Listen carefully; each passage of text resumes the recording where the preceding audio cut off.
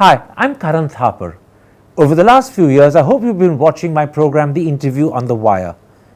During that period, I've interviewed doctors, politicians, businessmen, scientists, authors, and even the occasional Nobel laureate. For me, it's been exciting. I hope it's been enjoyable for you. But these, as you know, are tough times, and if this program is going to remain bold, independent, and sometimes even defiant, then I think we need your support. At the end of the day, it's a truism, but editorial independence is best defended by the viewers. So if you would like this program to remain the way it is, forthright, outspoken, and interesting, then would you consider supporting us? All you have to do is to click on the description at the bottom. But more than anything else, I hope you will continue to watch the interview. Your viewership means an awful lot to me.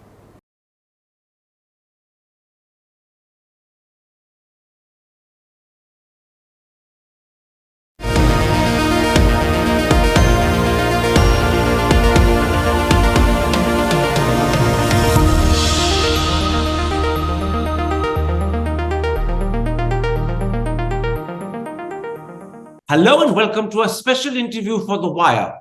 One of the most important Congress MPs and someone who is in his own right one of the country's frontline lawyers firmly believes that the alleged misuse of the CBI and the Enforcement Directorate to persecute and harass opposition politicians is a breach of Article 14 of the Constitution, and he also believes that the best response would be for opposition parties collectively to raise the matter before the Supreme Court.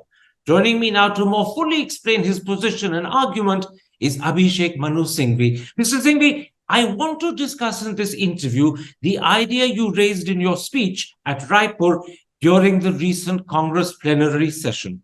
You proposed that the misuse of central government agencies like the CBI and ED to target opposition politicians should be tackled by raising the matter before the Supreme Court because you believe this violates Article 14 of the Constitution, which is a fundamental right.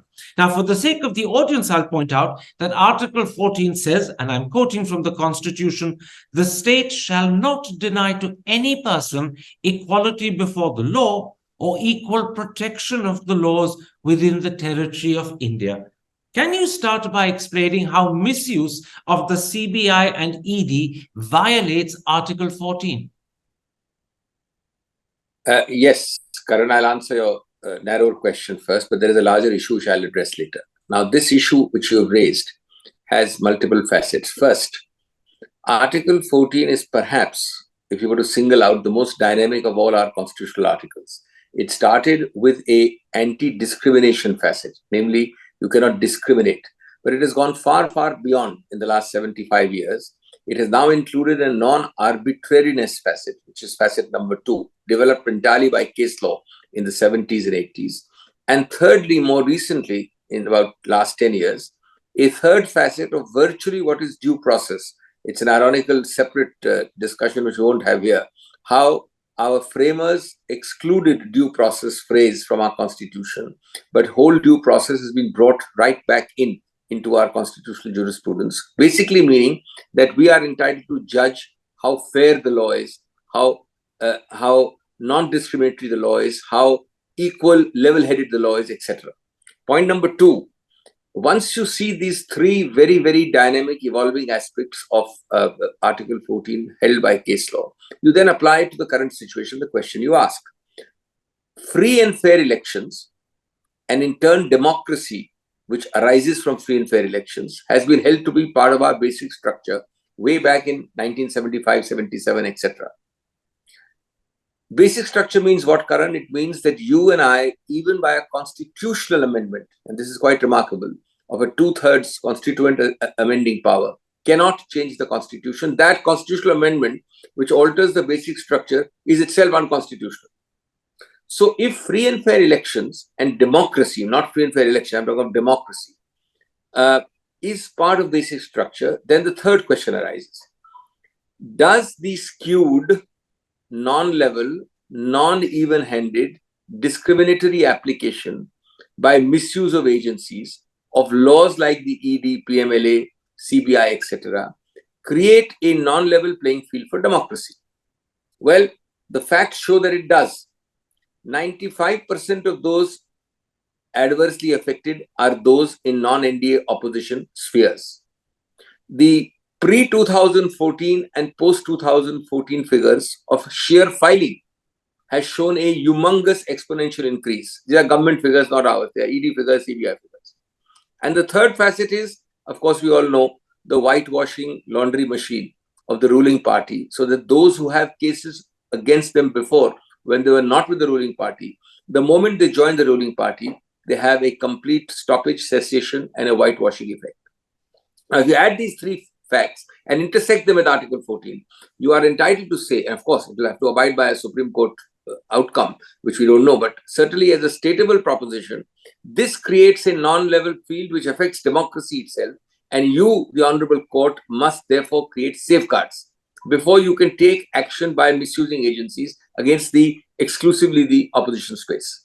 Just to clarify for the audience, your argument that Article 14 covers the alleged misuse of government agencies like the CBI and the ED to target opposition politicians hinges upon the manner in which over the last 75 years, the Supreme Court in various judgments has extended the ambit of Article 14, and in particular, it's the extension to cover what you call non-discriminatory practices as well as due process of law. That extension, that interpretation of Article 14 means that you can argue that Article 14 now applies to a situation where you are creating a non-level playing field which affects the functioning of our democracy, which is a basic structure of our constitution. Have I summed that up correctly? You have, especially for a non-lawyer, but just to add one line to your summing up, it's a remarkable intersection of diverse facets. You mentioned them. One, basic structure.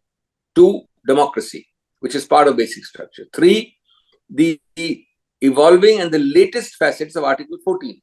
Okay. And four, the fourth intersection, how it applies to the factual context pre and post 2014. Now, if they all intersect, then you have a case to state. Thereafter, of course, we have to await the Supreme Court outcome. Now, one corollary of what you're saying to me appears to be the following, that the misuse of the CBI and ED to target opposition politicians is a breach of the basic structure of the Constitution as well, or at least it amounts to a breach of the basic structure. Is that corollary also correct? Well, take an example where in 95% cases are against the opposition space, which is a fact stated, statistically known. Now, what is the opposition doing then? The opposition is either in jail or it is left defending itself every day in court, having 9-hour interrogation sessions day after day. What is happening to the effective democratic voice if that democratic opposition voice is doing only this? You are harassing them, you are intimidating them, you are creating a fear psychosis, and in many, many cases, you are incarcerating. Now, all this together cannot make for a level democratic playing field or democracy itself. Obviously, it cannot be that 100% or more than 98% of the ruling party space is not to be affected. Only the opposition space to be affected. That's the meaning of non-level playing field. So what you're saying is that even if the specific misuse of CBI and ED is not a breach of the basic structure, what it amounts to in consequence is a breach of the basic structure, because the consequence is you end up undermining the level playing field, which is essential for the functioning of democracy, and democracy is clearly a part of the basic structure. So the consequence is a breach of the basic structure, if not the immediate misuse of CBI and ED. A, absolutely right. And B, it is the collective macro effect which has to be seen also. Okay. It is not an individual case of a Karan Thapar or an ABC. It is the collectivity across the political spectrum which has to be seen. And that is where the democratic space is being shrunk. And that's the figure you quoted, which was also repeated by our party president, Mr. Kharge at Raipur, that 95% of the cases are against the opposition. And that is also where something else you said becomes important, that if you are alleged to have done something wrong, but you join the BJP, you're whitewashed and laundered, that also becomes important, because both factors taken together undermine the level playing field. Add a fourth facet, Karen. I mentioned three facets and you summarize them. The pre-14 and post-14 figures, 95%, and whitewashing effect. The fourth facet is interesting. What is the conviction rate in these cases? Somebody says 3%, somebody says 4%, somebody says 5%. So the process is the punishment, because the actual punishment will lead to actually an acquittal or a discharge, except for 4, 5, 7% cases. Now, if that is so, then knowing this conviction rate, knowing the process of the punishment, you are actually achieving what you want to do, namely creating a completely skewed democracy. Okay, that is perfectly clear. Let's now move on. In that Raipur speech, you have also proposed that the Congress should immediately start discussions with 15 like-minded opposition parties to take this case collectively to the Supreme Court. Why would it be better for opposition parties to fight this together rather than Congress or any other party to fight it singly on its own?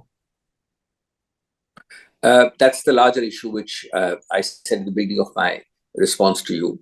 And just give me a minute to explain it. There are two facets.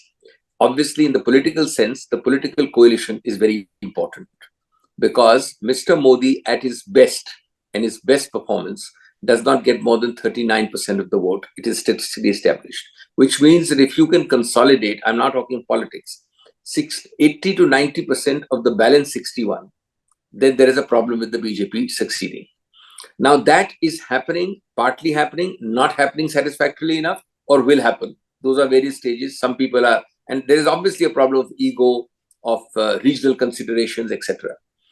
I am very much for that on the political sense, in the political sense. But equally, this is a good start, a legal coalition. I mean, I'm just giving you a phrase. I'm not saying it's a legal coalition in that sense.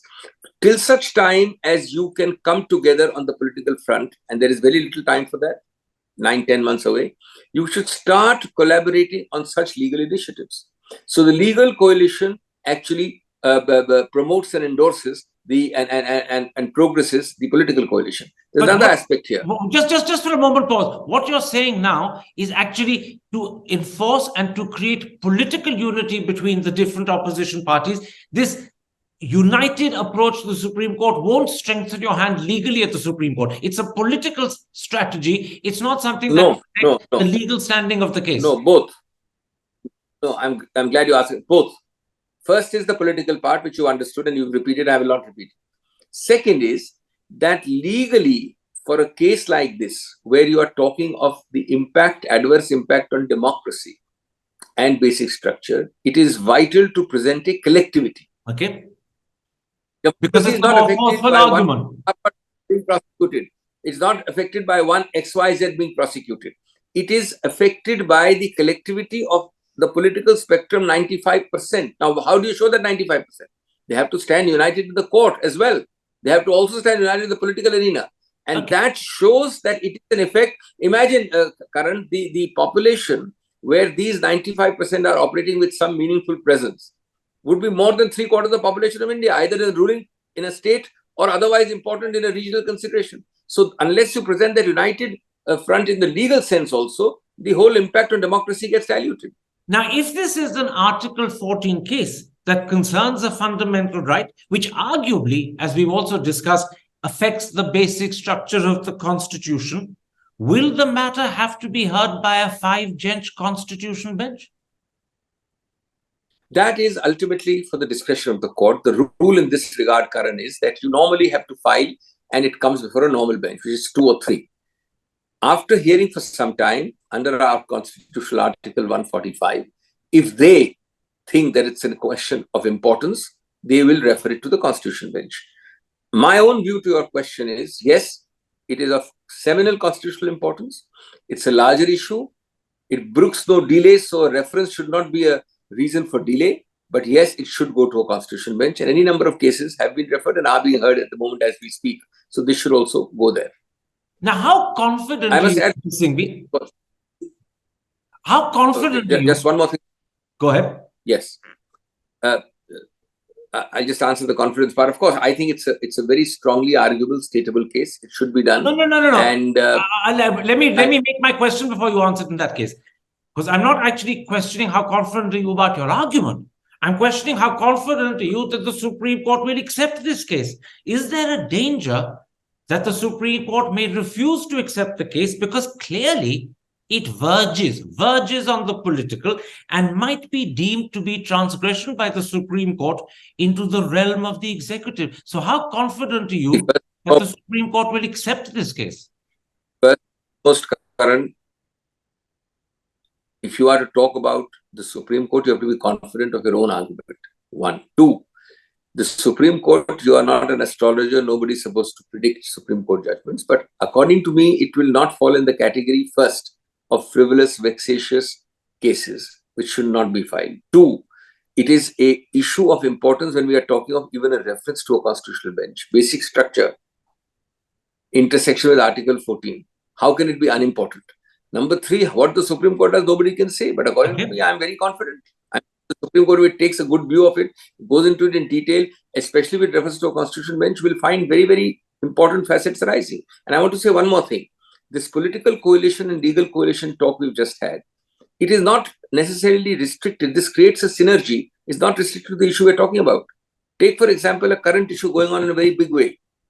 You are now using the privileges power or the speaker's power of expunction to throttle free speech in parliament. And also it's going to happen in assemblies very shortly. Another issue is the moment you are likely to get bail from a CBI case, it is now well-established paradigm. 2 days before that, the ED will file a case and interrogate you in jail and arrest you notionally on paper in jail because they know that you're going to get out on the CBI case. So you are already under arrest for a subsequent case. This is happening every day. It is not new.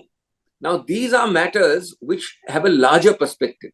Can I interrupt? For free speech in one example and for incarceration in the other example. Can I interrupt? You're now extending the concept of a legal coalition to not just simply enforce strategically opposition unity, but also to create a measure of defense by opposition parties against the fact that in parliament, in both houses, there are impediments created to the free speech of opposition leaders. We've seen it happen with Mr. Kharge, we've seen it happen with Rahul Gandhi, it's happened to others as well. The problem here is that this legal coalition that you're now talking about as a way of protecting and defending free speech in parliament means you're taking into your sights the powers of the Lok Sabha speaker and the powers of the chairman of the Rajya Sabha. Can this legal coalition actually give you a defense against their powers? Yes. Now let me explain. Now we are going to the different subjects, equally important. Well, you raised it. That's why we've gone into the subject. Otherwise, I would have brought it up later, but you brought it up earlier. I would have liked very much to go into it, and I'm glad you did. Now, first and foremost, it affects across the spectrum. You and I have differences, but on this, a lot of parties are affected. Everybody is affected. Number two, under Article 105, you have to balance also Article 19(1)(a). There is free speech, a cherished right. That free speech under the first part of Article 105 is in fact enhanced. This is very important. I mean, I don't want to sound technical, but it's very important to understand. 19(1)(a) free speech is available to you and me as citizens outside of parliament. But it is subject to several restrictions, including defamation. Now, if I am a member of parliament, apart from being a citizen, my free speech is not only the 19(1)(a) speech, but a further additionally protected speech where I cannot be sued for defamation. Now, if that be so, 105 has to be given its full plenary effect. Now, we are not on expunction. Expunction is for individual words, for something. But we are now saying that you are referring a very cherished 105 article right to the Privileges Committee to punish for how you speak. Now, your question is about the speaker. I don't agree at all. I think the 105 ambit, boundary, content is ultimately judicially reviewable by parliament. This is not a matter which is entirely intra-house. Intra-house is a matter of procedure. But once again, it is also a matter. But once again, Mr. Singhvi, once again, when you say it's judicially reviewable by the Supreme Court, you're assuming the Supreme Court will agree to do so. They may have serious compunctions stepping in because they may believe they are treading on the territory of either the Rajya Sabha chairman or the Lok Sabha speaker. Once again, the problem you face in taking this legal coalition one step further in the defense of free speech in parliament is the potential or possible reluctance of the Supreme Court to get involved. Let us be clear, Karan. Nobody can or should be presumptuous about the Supreme Court. When you initiate a Supreme Court proceeding, you do not do it on the basis that I am able to predict 100% victory. Absolutely not. And these are emerging, evolving, creative fields. So obviously, you have to be prepared for a negative result. Okay. The test actually to be applied is not that test. The test is not that at all. The test is, are you raising a frivolous, vexatious, marginal issue? Clearly, the answer is no. Two, is there a constitutional texture and right which is involved, which is not intra-procedure, intra-house, intra-speaker, intra-chairman of the upper house? Answer, no. It's a free speech issue beyond, outside the pale of merely the speaker's remit. Three, what the Supreme Court will do is not a deterrence in advance for not filing it. All that you have to see is that you are raising a genuine issue, a bona fide issue, and a substantive issue. I understand. Let me put it like this, and then I'll move to another issue. The extent to which the legal coalition can help opposition leaders in obtaining the free speech in Parliament does not hinge on the extent to which this unity between opposition can influence the speaker or the Rajya Sabha chairman. We know that that unity does not succeed in influencing either of those individuals. It depends upon the extent to which you can convince the Supreme Court that this is an important issue and they must intervene and judicially review. That's why the term legal coalition is apt, because once again, although it's a political strategy, its effectiveness will be seen to the extent to which you convince the Supreme Court to intervene. I agree entirely, and we are far past the stage of convincing the presiding officers of each house. That's been tried, tested, and failed. Obviously, we are trying to do the impossible. Okay. There is no question of them being not to do it, because these are the entities or the institutions which have already referred, and you know the instances, to Privileges Committee. Absolutely. Let's then leave that issue. I want to return once again to this matter of the CBI and the ED allegedly being misused by this government.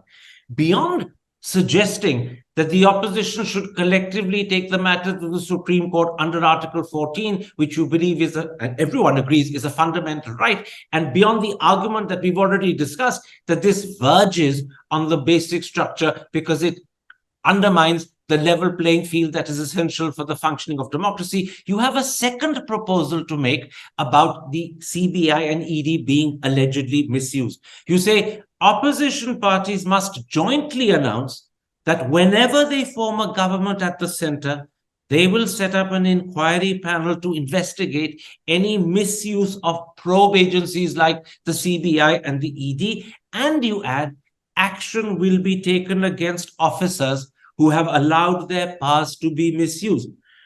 And my question here is a very simple one. Given that most, if not all of these officers were acting under the instructions of the present government, is it fair to target them individually later on? They were acting under instructions. Why pick on them? Another very important facet, and the answer is absolutely the opposite of what you're saying, Karan. First and foremost, this is not targeting. This is fact-finding and taking action according to law as a proposal in the event and when that is available. Second, please don't be under a misapprehension that you acting under orders and doing illegal acts is any protection in law. If you as an officer, be it IAS, IRS, IFS, all that, it doesn't matter, do anything which is contrary to the law, and you say that you did it under the instructions of Abhishek Singhvi, please be clear that you'll be convicted right, left, and center. And my giving you instructions is irrelevant. Number three, actually, there is no doubt that a lot of the misuse is by the political class, initiated, instructed, targeted. But it doesn't get done. It cannot get done without culpability down the line in the bureaucratic sphere. So both are culpable. You cannot have an inquiry or a action or a legal process where I exculpate and exclude you and include somebody else. Okay. No, they are all part of one structure. Okay, that's very clear. Now, your suggestion also implies that while the panel carries out its inquiry into officers of the CBI and the ED, these very officers will be very wary of your government. And in that interim period, while the inquiry is happening, they may not want to fully cooperate with you. You could actually face a measure of resistance. Are you prepared to take that risk just so this inquiry can happen? I think that is a very, very minor cost for the issue at hand.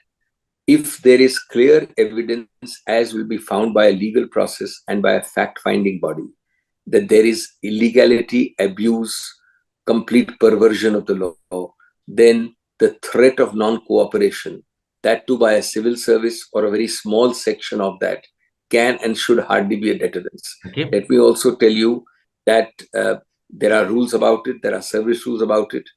I think insubordination of the kind we are contemplating in this talk just now is just not is just not recognized, and there are very severe consequences additional to the illegality you've already done. Further consequences will follow if you are insubordinate in this manner. Two last questions then. Does your party support your views and your proposals? I know that these were first aired at the Congress Plenary in Raipur recently, but does your party endorse these views? Does it support them? Does it agree with you? No, I would be wrong to make that suggestion or that implication. It was an openly aired view before at least 10,000 people. We are allowed complete free speech in this party, and everybody gave different views. On this issue, I was the only one who gave this view, number one. Number two, it has not gone through formal channels of party acceptance, which are various bodies. Number three, you will find it out if and when a case is filed. The very filing of a case through the legal coalition mechanism will show the consent or the absence of it of the party. But I don't think personally, this is entirely personal, that there is anything seriously or even mildly objectionable what I am proposing. There may be differences, there may be disagreements between different parties, etc. But on this issue, I think, you need to have unity is the need of the hour. Apart from it also being the need of the hour in the political sense. Now, everything hinges upon that word unity. Unity between opposition parties, as you said, is the need of the hour. In which case, my last question, have you got any indication from opposition parties, or maybe from individuals in opposition parties, that they are willing to go along with your proposals? Have you got any hint of support from people? No, in the larger sense, you are seeing it every day. There is a cooperation between a wide political spectrum. Now, you will point out the dissenters, you will point out the non-joiners. And we are not taking names of parties. You know the names, I know the names. But just now, yesterday and day before, you had 15 to 16 parties marching to parliament. There is no reason why they should not sign on a common legal coalition if an actual action is initiated. Is there a reason? No. Now, there may be 2 or 3 who are not there. And we know those names also. But even they, on the issue, are agreeing. Some of them are differing on the modality. Okay. Now, I don't see that when you a proceeding in the court, there will be that disagreement even that's why I'm saying the legal coalition has a congruence and a convergence far higher in degree than even the political coalition at the moment does. Intrinsically and naturally. I'm very hopeful about that, and I'm very expectant about that. All right, Mr. Singhvi, thank you very much for explaining in detail the reasoning behind your suggestion that opposition parties collectively should challenge the alleged misuse of the CBI and the ED to target and harass opposition politicians in the Supreme Court under Article 14, which is a fundamental right. And because the case that you're developing suggests that the consequence of this misuse is, in fact, damage done to the basic structure of the Constitution, because it affects the functioning of our democracy, because it undermines the level playing field that's essential for that. I thank you for making time for me. Take care. Stay safe. Hi, I'm Karan Thapar. Over the last few years, I hope you've been watching my program, The Interview on the Wire. During that period, I've interviewed doctors, politicians, businessmen, scientists, authors, and even the occasional Nobel laureate. For me, it's been exciting. I hope it's been enjoyable for you. But these, as you know, are tough times, and if this program is going to remain bold, independent, and sometimes even defiant, then I think we need your support. At the end of the day, it's a truism, but editorial independence is best defended by the viewers. So if you would like this program to remain the way it is, forthright, outspoken, and interesting, then would you consider supporting us? All you have to do is to click on the description at the bottom. But more than anything else, I hope you will continue to watch The Interview. Your viewership means an awful lot to me.